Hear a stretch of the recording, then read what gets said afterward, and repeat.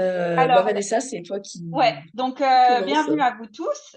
Et on voit qu'il y a des gens qui viennent de toute la France et qui sont venus aujourd'hui pour voir comment améliorer leurs moyens de retrouver du temps pour les choses qui sont importantes pour elles. Aujourd'hui, ce qu'on vous propose, c'est génial hein, pour des gens qui sont intéressés par cet équilibre du temps, d'arriver à prendre 1 heure pour vous entre midi et deux pour discuter ou échanger ou prendre du recul sur ce sujet. Félicitations à vous. Et surtout, ce qu'on souhaite, c'est que ce moment soit interactif. Alors, comme on est une trentaine, nous compris, la proposition, c'est plutôt que vous essayiez d'interagir dans le chat, parce qu'on ne va pas tous pouvoir prendre la parole. Donc, pas hésiter à réagir dans le chat, poser vos questions. Marina et moi, on va essayer au fil de l'eau de prendre des questions et puis de garder un petit temps à la fin s'il y a d'autres questions qui n'ont pas été adressées pendant cette présentation. Ouais. Alors donc juste précision aussi, excuse-moi, je te coupe Vanessa, mais le webinaire est enregistré, donc il sera disponible aussi en replay, mais donc aussi pour que vous soyez informés du fait que ce webinaire est enregistré. Voilà. Ouais, merci Marina pour ce rappel important. Avant de rentrer dans le vif du sujet, une petite présentation rapide de Marina et moi. Donc, je vais commencer. Donc, moi, je suis maman de 2 ados. Je suis ingénieure GPR 97. J'ai passé 25 ans de ma vie dans l'industrie, d'abord comme consultante en système d'information, puis ensuite comme directrice de programme et manager chez Sanofi. Donc, beaucoup de sujets autour de la transformation digitale. Et puis, je me suis lancée il y a 2 ans dans une reconversion comme master coach pro. Voilà. Et donc, aujourd'hui, je travaille sur deux types d'accompagnement. Euh, plutôt un premier accompagnement destiné aux particuliers sur reprendre sa vie en main. Donc, j'accompagne là plutôt des personnes qui sont débordées, qui ont l'impression de subir leur vie et donc beaucoup autour des sujets d'équilibre pro-perso. Et puis, vraiment, mon cœur d'activité, donc on va dire le premier, c'est plus pour le plaisir et le deuxième, mon cœur d'activité, qui est aussi un plaisir, bien évidemment, mais qui est de travailler à aider les organisations à retrouver de l'élan. Donc, en fait, j'accompagne plus particulièrement, soit en individuel, soit en collectif, les entreprises qui ont des équipes qui sont en perte de vitesse ou en perte de performance, à essayer de comprendre pourquoi, que ce soit des problématiques organisationnelles ou plutôt facteurs humains. Et donc, avec ma double casquette, experte en transformation et coach, je peux accompagner ces entreprises dans retrouver de l'élan et redonner une dynamique à ces équipes-là. Voilà. Et je passe la main à Marina. Oui, alors bonjour à tous. Alors déjà, je m'excuse parce que je suis un petit peu malade et je pense qu'elle s'entend dans ma voix. Donc, j'espère que malgré tout, ça pourra aller et que je ne perdrai pas ma voix avant la fin du webinaire. Alors moi, je suis Issa aussi, donc GCU 2004 pour ma part. Donc voilà, je vais bientôt pouvoir fêter les 20 ans, les 20 ans de sortie. J'ai travaillé depuis ce temps-là quasiment ouais, depuis le début dans l'ingénierie des transports urbains. Et puis là, depuis un peu une grosse année, disons, tout en continuant à effectuer des missions, mais de manière plus indépendante, je me suis penchée sur divers sujets qui m'intéressaient beaucoup, notamment tout ce qui touche à l'aspect écologie, à l'aspect sobriété, transition, enjeux climatiques, et au niveau enfin, de la sobriété en général, au niveau familial et aussi avec une proposition de cercle de parole pour les femmes ingénieures. Et puis, je suis également maman de 3 enfants qui ont entre 8 et 13 ans. Et ce que j'ai créé, ça s'appelle mon organisation durable. C'est encore à géométrie assez variable. Je propose des ateliers, diverses choses qui tournent autour de 5 thèmes. Donc, la gestion du temps dont on va parler aujourd'hui, parce que ça reste quelque chose d'essentiel pour pouvoir se sentir bien et voilà, à pouvoir avoir du temps pour les choses qui nous sont vraiment importantes. L'organisation de la maison, tout ce qui va toucher la consommation et derrière, en fait, c'est la limitation de la surconsommation, l'alimentation et la relation aux médias. Alors, certains d'entre vous étaient peut-être là lors d'un webinaire que j'avais pu animer aussi pour les alumni de ça avec Hubert de Saint-Louvent par rapport au, à- au fait de gérer sa relation à tous les écrans qui nous entourent aujourd'hui.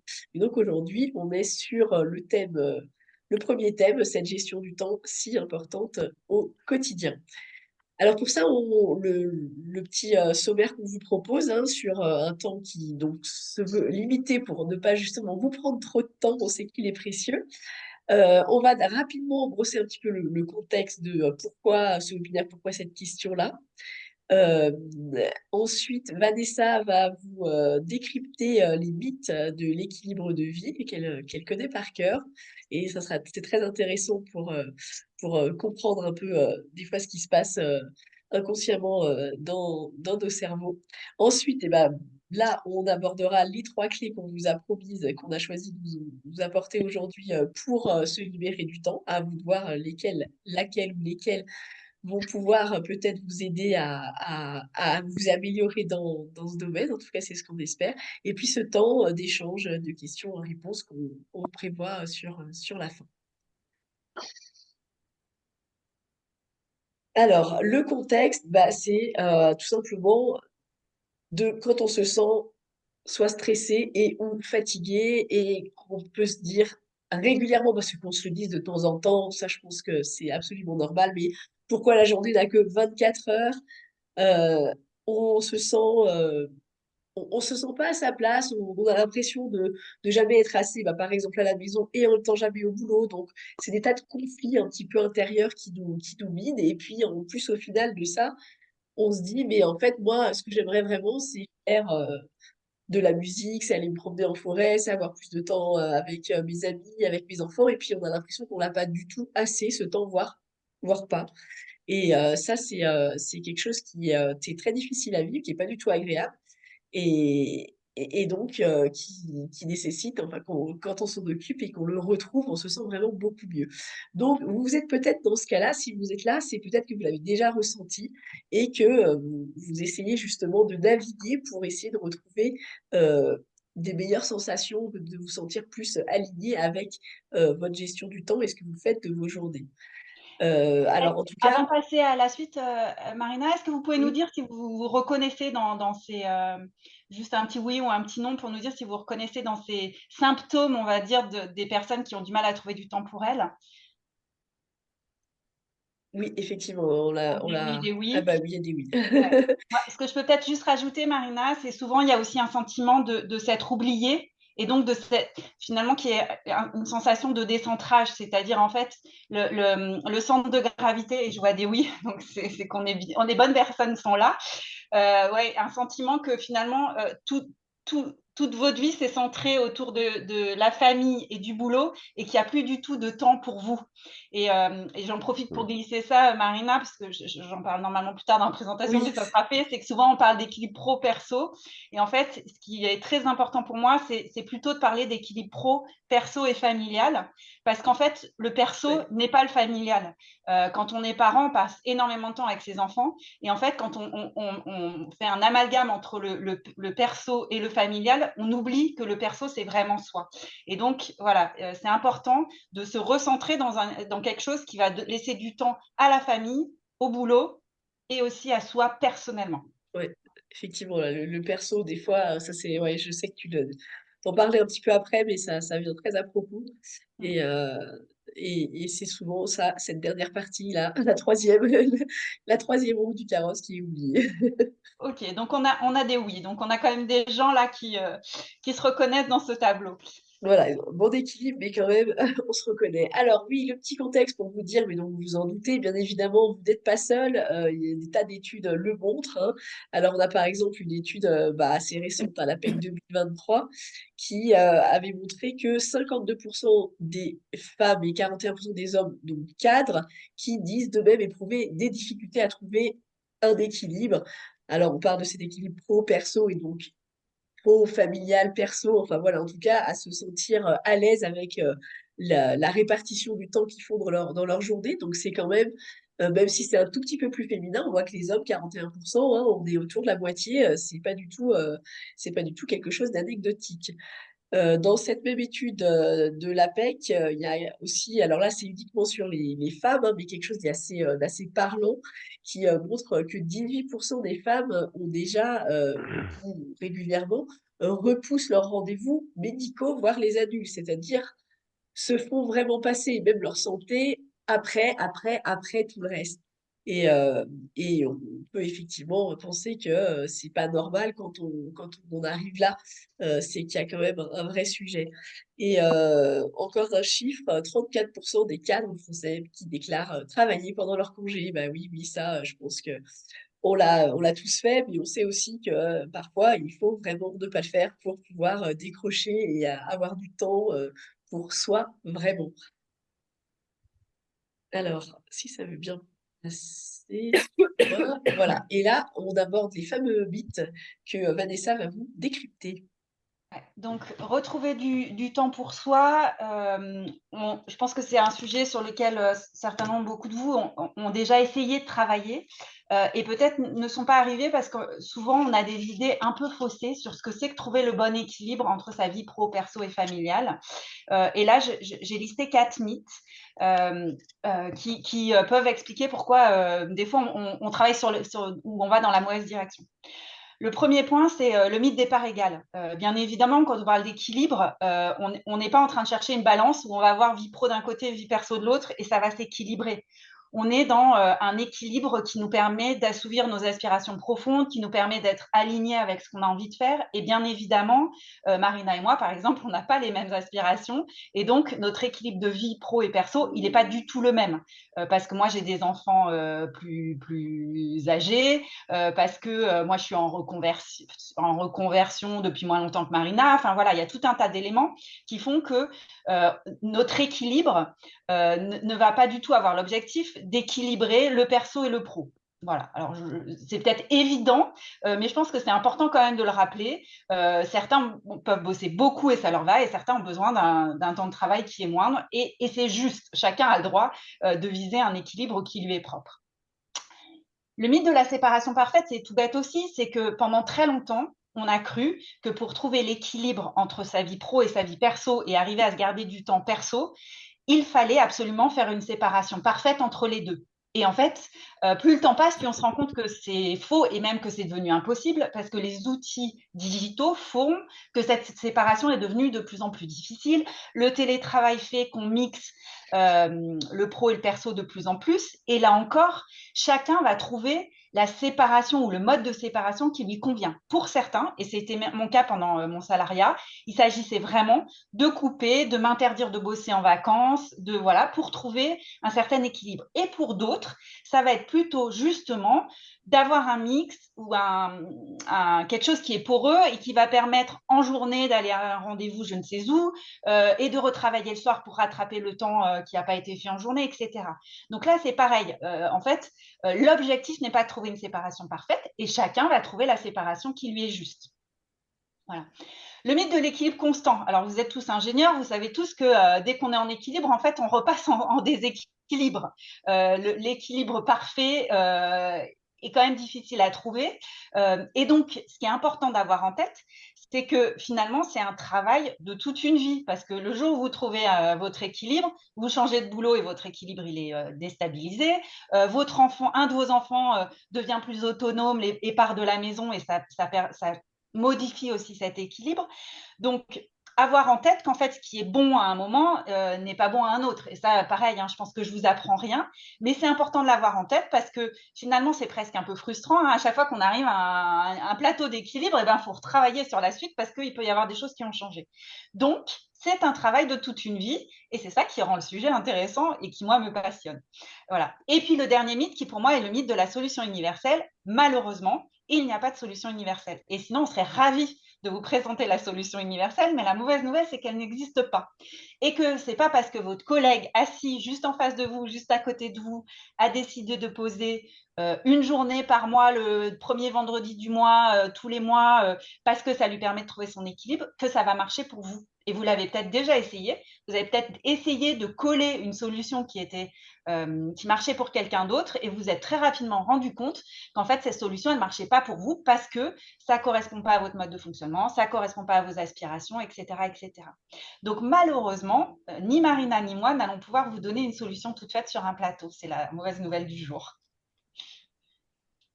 Voilà, ça vous parle ces mythes? Ouais, est-ce que c'est quelque chose dont vous avez conscience, qui vous paraissent à laquelle vous avez déjà réfléchi, vous dites: «Ah Voilà, bah oui, bien sûr». et je vois Vincent qui nous dit qu'il est tout à fait OK avec la distinction famille, le reste, quoi que ce soit, et l'individuel, en effet, hein, et dans l'individuel, merci de le rappeler, Vincent, on peut mettre l'associatif, en fait, c'est moi ce que j'appelle le temps personnel, c'est le temps qui nous ressource. C'est le temps qui va nous donner de l'énergie pour être capable de faire tout ce qu'on a à faire dans sa vie familiale et dans sa vie professionnelle. Et là encore, hein, ça va dépendre de chacun. Il y en a pour qui ça va être marcher en forêt, il y en a pour qui ça va être hyper actif et être dans plein d'associations. Mais c'est ce temps qui, en fait, est nécessaire pour que chacun retrouve de l'énergie et se sente pleinement entier, en fait, et pas le sentiment d'avoir une partie qui lui manque. Parce que, ben, je vous apprends rien, très peu de personnes sont capables d'être pleinement entiers et équilibrés en ne consacrant du temps que à leur vie professionnelle et que à leur famille. Ouais, ça c'est certain. Et puis pour Sandrine, oui, les mythes qui viennent évidents quand on teste des choses différentes. Bah voilà, c'est ça, c'est quand on s'y met, quand on teste et qu'on essaie de prendre du recul, finalement, ces mythes démystifient un petit peu. Mais parfois, au début, ou enfin, quand on commence à se poser la question, c'est des choses qui paraissent évidentes et, alors qu'elles ne le. Enfin, qu'on croit un peu comme ça inconsciemment, alors qu'en fait, non. Et ça en revient à ils reviennent tous un petit peu au dernier mythe de la solution universelle. Ben non, c'est chacun qui doit trouver sa solution et non seulement pour chaque personne et en plus de ça, à chaque instant. Donc évidemment, c'est un petit peu compliqué, mais une fois qu'on sait, c'est plus facile aussi de justement s'adapter et de trouver, la bonne solution, en tout cas une bonne solution au moment présent. Alors je passe, là voilà, si ça veut bien passer, là, qu'est-ce qui s'est passé? Les 3 clés, Vanessa, je te laisse les présenter, puis après, Ouais, je donc oui, pardon, poserai la mienne. trois clés. Donc en fait, il y en a plein des clés, hein. Comme vous l'avez compris, chacun va trouver sa solution. Marina et moi, là, on a essayé d'identifier 3 sujets qui reviennent de manière assez prépondérante à chaque fois qu'on travaille avec des personnes sur l'équilibre pro-perso ou sur comment se libérer du temps pour soi. Un, c'est définir vos aspirations profondes. En fait, de quoi vous avez envie. Et bien évidemment, vos envies, vos aspirations ne sont pas les mêmes que votre voisin. Marina va vous expliquer plus en avant. Vous libérez d'un certain nombre d'automatismes. Et là, on a pris l'exemple du perfectionnisme, parce que Marina et moi, on a travaillé pas mal avec les femmes et c'est quelque chose qui revient beaucoup. Mais les hommes n'en sont pas dépourvus non plus. Et puis, il y a souvent quelque chose qui revient autour de définir vos limites clairement, afin de pouvoir ne pas vous laisser empiéter et garder votre partie temps perso sans laisser le reste empiéter dessus. Voilà. Et on va vous présenter rapidement ces 3 clés avec un petit exemple pour chaque. Je te redonne la main, Marina. Oui. Alors, pour les aspirations profondes, alors qu'est-ce qu'on entend par là? C'est de se dire, c'est en fait ce dont parlait Vanessa juste avant, c'est qu'est-ce qui me fait vibrer, puis surtout qu'est-ce qui va me redonner de l'énergie? Qu'est-ce qui, quand je le fais, fait remonter la jauge et me fait vraiment du bien? Je sens que ça me permet après d'affronter tout le reste, si tant est que ce soit un affrontement. Mais voilà, alors ça, c'est hyper personnel parce que, comme vous pouvez le dire, des fois, c'est le ressourcement seul en forêt. Pour d'autres personnes, ça va être au contraire d'être entouré de plein de monde, de participer à des choses très activement. D'autres, peut-être d'aller jouer de la musique. D'autres, pourquoi pas, de jouer avec leurs enfants, mais que ce soit un jeu et que ce soit pas forcément faire les devoirs ou d'autres obligations. Donc ça, c'est hyper personnel, mais quand on prend le temps d'y réfléchir, souvent on se dit oui, ça, en fait, quand je fais ça, c'est vrai que ça me fait toujours du bien. Je pourrais le faire pendant des heures, ça me donne de l'énergie. Donc c'est de ça qu'on parle. On peut le rapprocher un petit peu des valeurs. En tout cas, c'est vraiment la partie des choses où c'est nous, quoi. Et ça, on a besoin de le faire pour se sentir bien, pour sentir qu'on vit pleinement. Donc, l'idée ici, c'est pour commencer à se dire, quand on dit retrouver du temps pour ce qui est important, en fait, ce qui est important pour chacun, ça va être complètement lié, évidemment, ses aspirations profondes. Donc, pour pouvoir dégager du temps pour ça, bah, déjà, la première chose, c'est de les identifier. Donc ça, effectivement, c'est de repenser, c'est pourquoi pas donc de visualiser des situations dans lesquelles vous sentez que vous êtes vraiment bien, que ça vous fait du bien.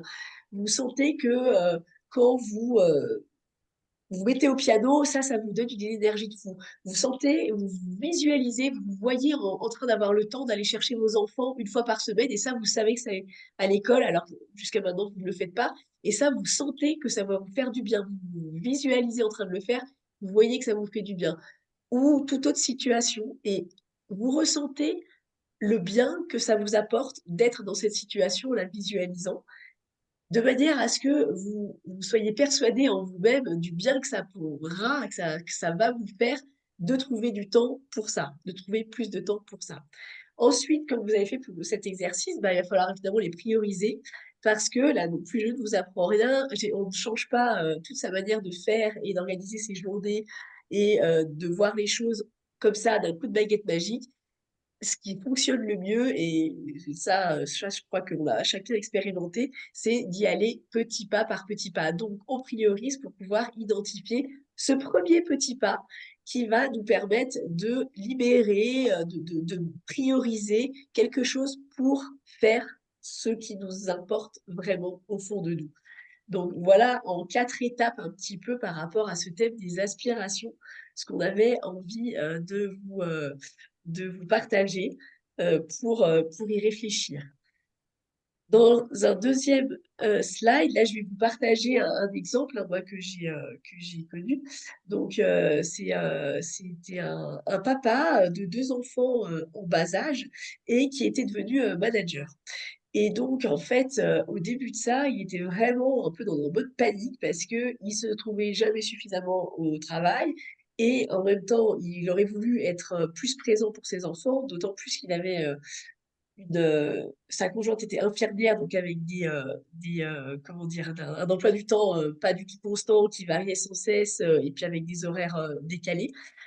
Donc lui non plus ne pouvait pas avoir une organisation un petit peu constante et en fait, c'était vraiment la panique qui s'épuisait complètement là-dedans.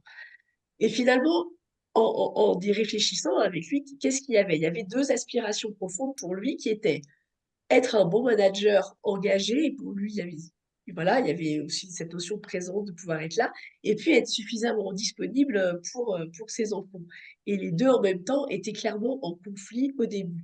Donc finalement, après, en travaillant sur ça, en acceptant qu'il avait ces 2 envies-là, il a pu trouver qu'il pouvait être un bon manager, par contre, sans forcément être toujours le premier arrivé et le dernier parti. Et en acceptant ça et en voyant aussi le temps qu'il arrivait à se dégager et la sérénité qu'il arrivait à se dégager en acceptant, tout simplement cet état de fait, bah, il a réussi à trouver un bien meilleur équilibre, même avec des emplois du temps variables, sur les semaines et au dire de ses équipes, il est devenu un bien meilleur manager, donc c'était parfait. Deuxième clé, donc faire taire la voix du perfectionnisme. Alors comme, Vanessa vous l'a dit, le perfectionnisme, ça fait partie d'un ensemble de 5, enfin on en parle souvent de 5 ce qu'on appelle pilotes inconscients, hein, qui sont des choses qu'on s'est beaucoup entendu répéter et puis que des fois auxquelles on répond de manière, absolument automatique sans même s'en rendre compte. Donc les autres sont en dessous, hein, comme, sois fort, dépêche-toi, fais des efforts, et donc il y a ce fameux «soi parfait» du perfectionnisme, qui effectivement est peut-être un petit peu plus féminin que masculin, mais il est quand même très, très parlant. Alors, dans ce cas-là, c'est quoi? Donc bon, le perfectionnisme, hein, c'est évidemment avoir, envie que tout soit toujours parfait parce qu'on se dit que ça voilà, que c'est mieux, puis nous-mêmes, on se sent plus satisfait d'avoir fait quelque chose de parfait. Mais on sent aussi que c'est très vite, la course à ne faire plus que ça et finalement à faire, plus que ce qui serait nécessaire dans une situation donnée.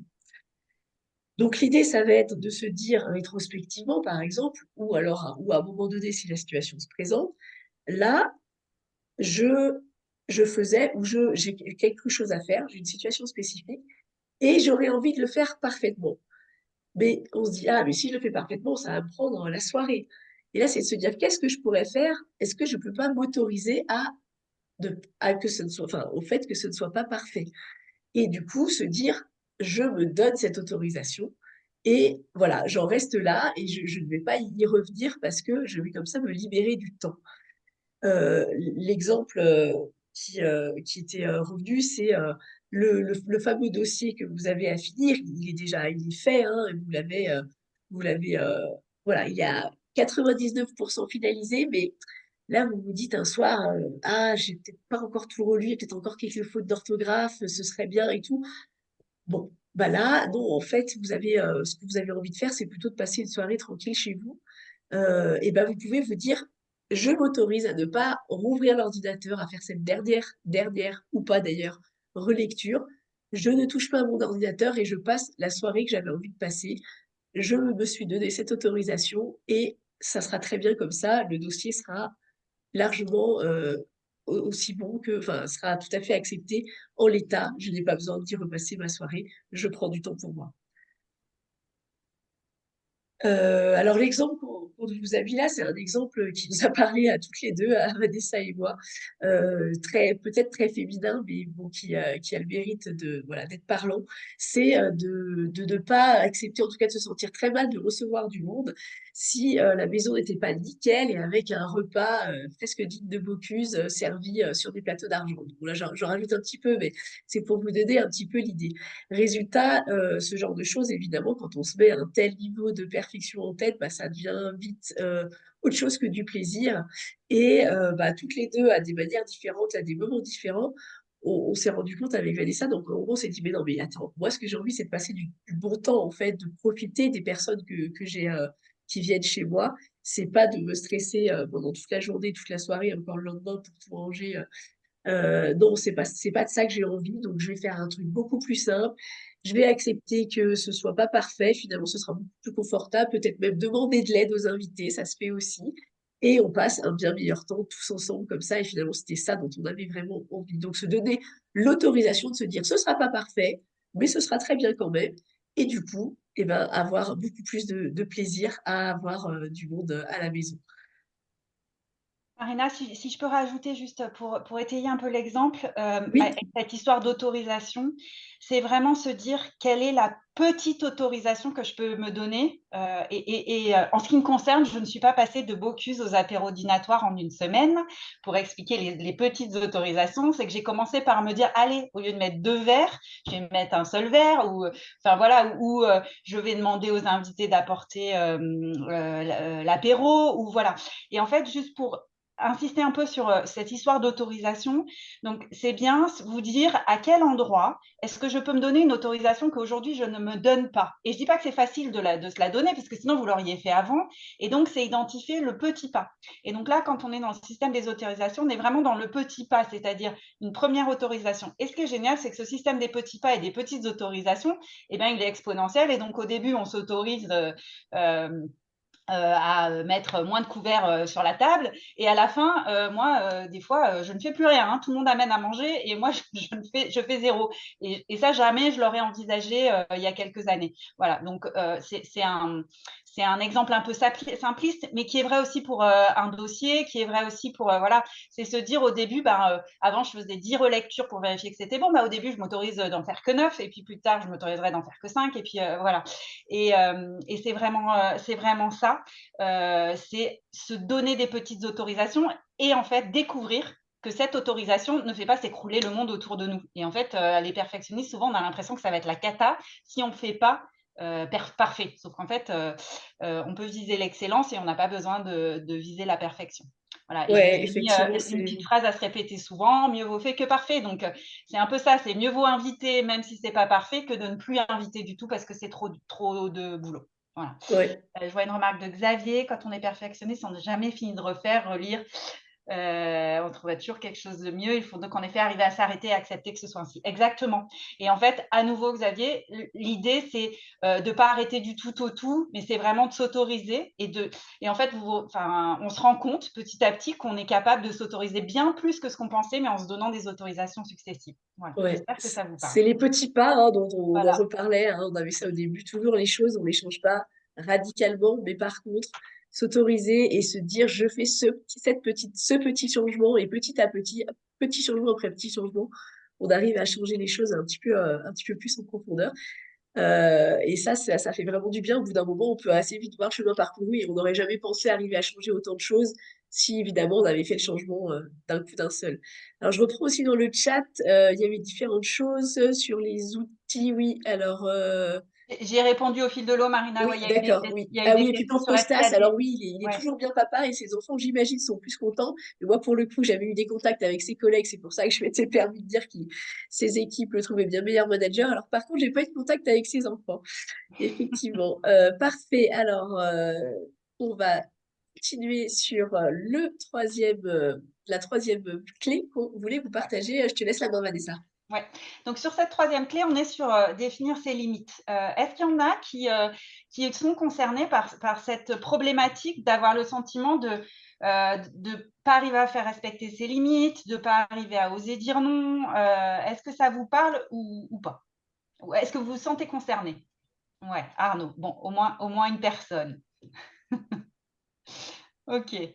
Bon, donc pas beaucoup de répondants, donc je dois être la seule à avoir du mal à faire respecter mes limites avec Arnaud. Euh, voilà, donc je vais quand même vous expliquer rapidement. En fait, vous avez peut-être remarqué que souvent, dans le développement personnel, on retrouve un sujet qui est oser dire non. Ça peut arriver, ok. Qui est oser dire non. Voilà. Et moi, j'insiste beaucoup sur le avant de oser dire non. Travaillons déjà à identifier nos limites et à les faire respecter. Parce que finalement, plus que de travailler le oser dire non, moi, je trouve que c'est un peu le principe, faisons de la prévention plutôt que trouver des solutions une fois qu'on est face au problème. Donc, c'est pour ça qu'on a choisi cette troisième clé autour de définir vos limites et les faire respecter. Et pour faire respecter ces limites, ça paraît trivial, mais en fait, il faut pour les faire respecter, il faut les définir. Et vous allez me dire, mais bien évidemment, mais oui, mais bien évidemment, mais moi en coaching, je vois beaucoup de personnes qui me disent, bah oui, bien évidemment, mais quand je leur pose la question, qui est à quoi vous dites oui et à quoi vous dites non, c'est pas si clair. Voilà, c'est des personnes qui en fait me disent j'ai perdu la maîtrise de mon agenda, je suis dépassée par les événements, voilà, et quand je leur dis oui, mais est-ce que vous êtes clair sur à quoi vous dites oui et à quoi vous dites non aujourd'hui et à quoi vous aimeriez dire non dans le futur, bah, c'est pas si simple. Voilà. J'aimerais ne plus accepter telle réunion. Souvent euh, on va dire inconscient, mais c'est pas clairement exprimé ou clairement clair dans la tête. Donc pour moi, la première étape que vous avez à faire, c'est de vous dire à quoi je dis oui, à quoi je dis non, et à quoi je dis oui aujourd'hui et auquel j'aimerais dire non. Et j'ose pas, voilà. Et donc là, c'est vraiment vous faites la colonne. Quoi je dis oui, à quoi je dis non. Et j'ai bien dit, vous faites des colonnes parce que l'idée, c'est vraiment de le formaliser par écrit.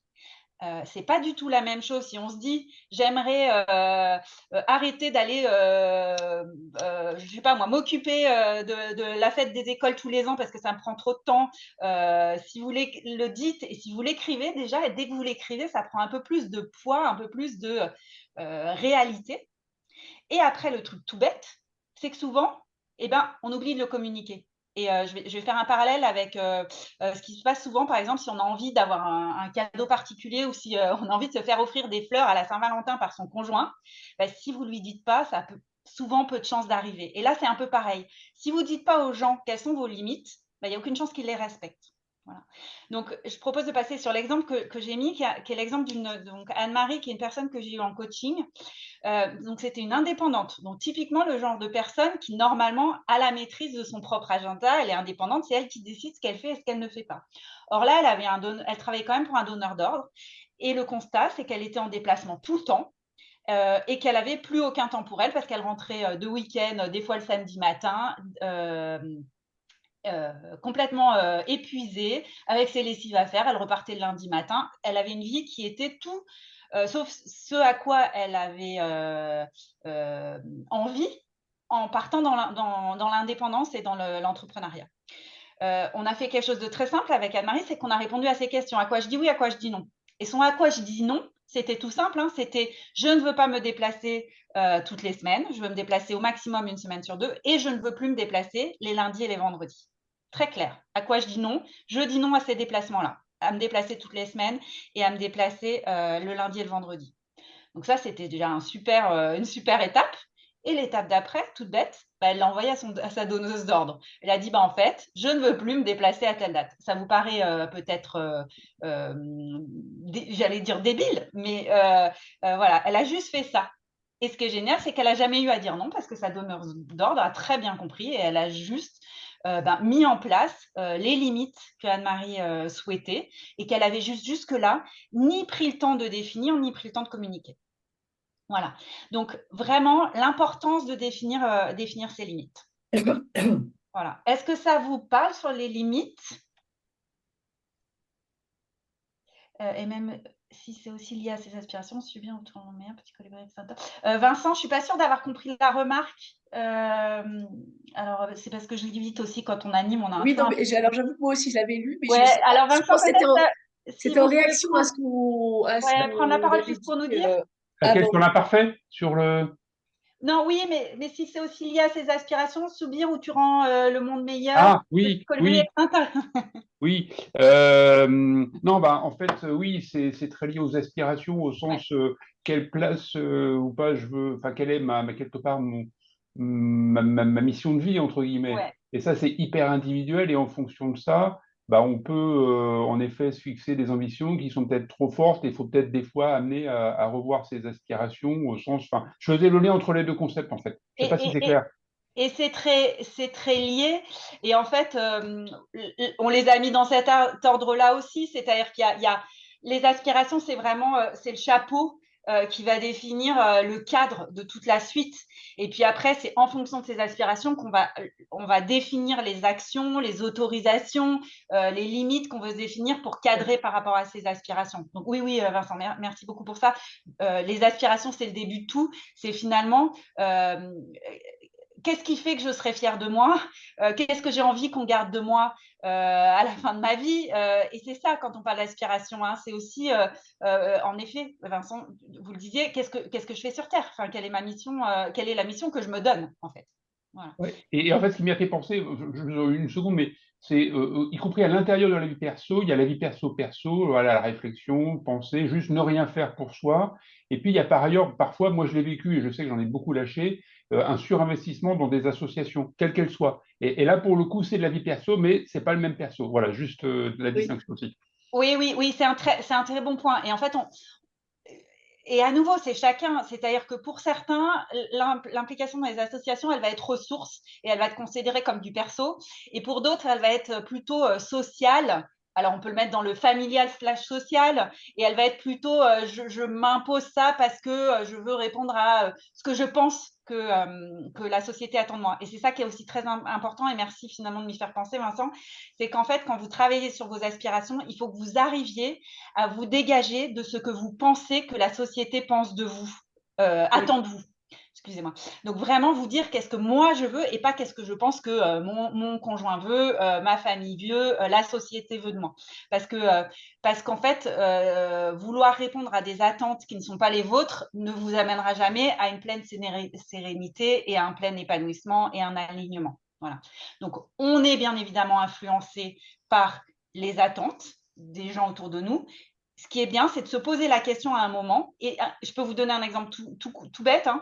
Quand moi, j'ai divorcé, je faisais de l'escalade depuis des années. Et je me suis dit, mais en fait, est-ce que je faisais de l'escalade parce que c'était l'activité de mon conjoint ou est-ce que c'est vraiment une activité qui me ressource? Voilà. Et j'ai conclu que c'était vraiment une activité qui me ressource. Mais j'aurais pu aussi prendre conscience que finalement, c'était l'activité de mon conjoint et que je l'avais fait pour lui. Voilà. Et donc, c'est ce type de questions qu'il faut être capable de se poser à un moment. C'est se dire, est-ce que je fais ça pour moi ou pas? Et donc, voilà, Vincent, je pense que la question pour l'implication dans les associations, elle est intéressante. Ouais, et j'en profite aussi parce qu'il y avait à un moment une question sur est-ce qu'il y a des quiz, des exercices par rapport à la définition de ces aspirations profondes.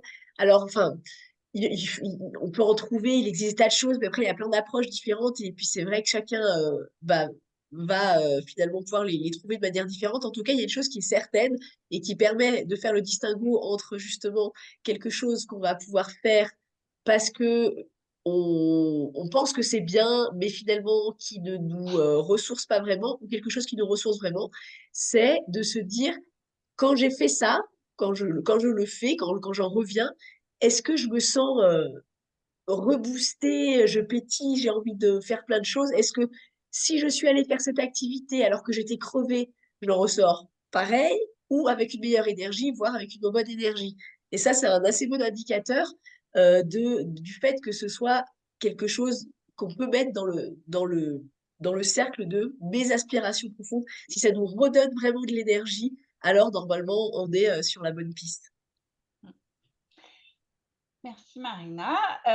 En synthèse, donc on vous a présenté donc les mythes qui sont les fausses idées qu'on peut avoir sur comment est-ce qu'on arrive à se libérer du temps pour soi et trouver ce fameux équilibre mythique.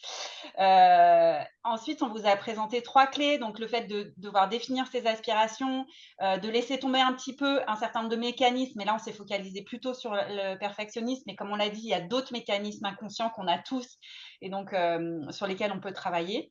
Et puis, définir ses limites et les faire respecter. En synthèse et en conclusion, moi, ce que j'aimerais vous dire et peut-être vous faire prendre conscience, c'est que notre relation au temps, en fait, c'est une question d'état d'esprit. On peut être soit victime de son temps et subir son temps, soit en devenir maître, en fait. Et en devenir maître, ça veut vraiment ça veut dire savoir où est-ce que j'ai envie de mettre mon énergie, où est-ce que j'ai envie de mettre mon temps. Voilà. Et une fois que déjà on a compris ça, enfin on a défini ça et qu'on est clair sur comment est-ce qu'on veut consommer son temps, comment est-ce qu'on veut dépenser son temps, eh ben, on peut prendre la maîtrise de son temps et on peut, là, à ce moment-là, ne plus subir, mais agir et donc aller travailler pour se rapprocher d'un équilibre qui soit le mieux possible pour soi. Voilà. Donc, en fait, j'ai envie de vous dire, au-delà de toutes ces clés, c'est votre relation au temps qu'il faut aussi changer et vous dire que vous n'êtes pas obligé de le subir et que vous pouvez en reprendre la maîtrise. Voilà. Est-ce que ce qu'on vous a présenté jusque-là vous a parlé, et parce qu'on arrive à la fin, je dis jusque-là, est-ce qu'il y a des réactions? Est-ce qu'il y a j'allais dire des shifts, c'est pas un bon mot, mais des prises de conscience? Voilà, est-ce qu'il y a une des clés qui vous parle? Ouais, est-ce que vous avez une clé que vous avez envie d'essayer, de travailler, dont vous pensez qu'elle pourrait effectivement vous aider à améliorer quelque chose? C'est le moment, on a fini, hein, donc soit allumer le micro, on est une trentaine, je pense qu'on ne parlera pas tous en même temps, soit via le chat. Sentez-vous libre. Ouais. Alors, je vois une question de Mmh. Vincent qui me dit ça pourrait être intéressant de discuter à la fin la question de l'efficacité collective et les limites du télétravail. En tout cas, des réunions totalement ou partiellement en non présentiel, ça aussi, ça joue sur la quantité de temps passé pour atteindre un objectif, fait aussi le plaisir. Alors, Pardon Vanessa, c'était ouais, juste un exemple tout ouais, récemment et avec un client en l'occurrence, bon, plutôt un client interne, mais ça reste un client. On s'est rendu compte parce que j'avais un peu forcé l'idée de se faire la réunion vraiment en présentiel. Et à la fin de la réunion, on a pu autour d'un café, machin. Et si on l'avait pas fait comme ça en présentiel, eh ben, on n'aurait pas été mais 100 fois plus loin que le peu d'objectifs qu'on avait atteint pendant la réunion. Tu vois ce que je veux dire? Et ça, c'est ouais. juste de dire attention quelque part à parfois ne pas se déplacer. Certes, on gagne du temps et on évite le temps du déplacement, etc. Par contre, on perd aussi, et c'est ma conviction personnelle en entreprise, beaucoup de choses, parfois beaucoup d'efficacité. Voilà. Ouais, et après, j'ai envie de dire ça, à nouveau, c'est très contextuel, c'est-à-dire ça va dépendre du type de réunion, ça va dépendre des personnes qui participent à la réunion.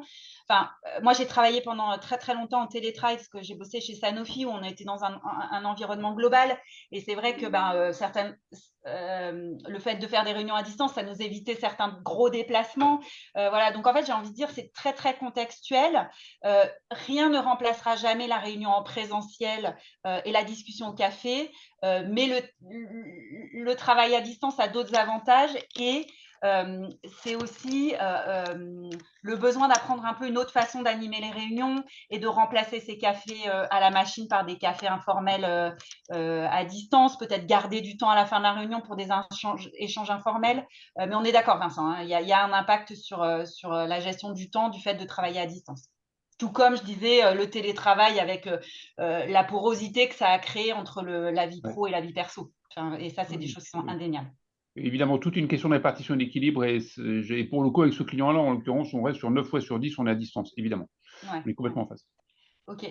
Je vois Arnaud qui dit que c'est difficile de mettre en œuvre. clairement, Arnaud, moi je pense, l'équilibre pro-perso, c'est un long cheminement. Et à nouveau, en fait, il y a plein, ce que je disais, il y a des outils sur Internet, il y a plein d'outils qui sont à disposition.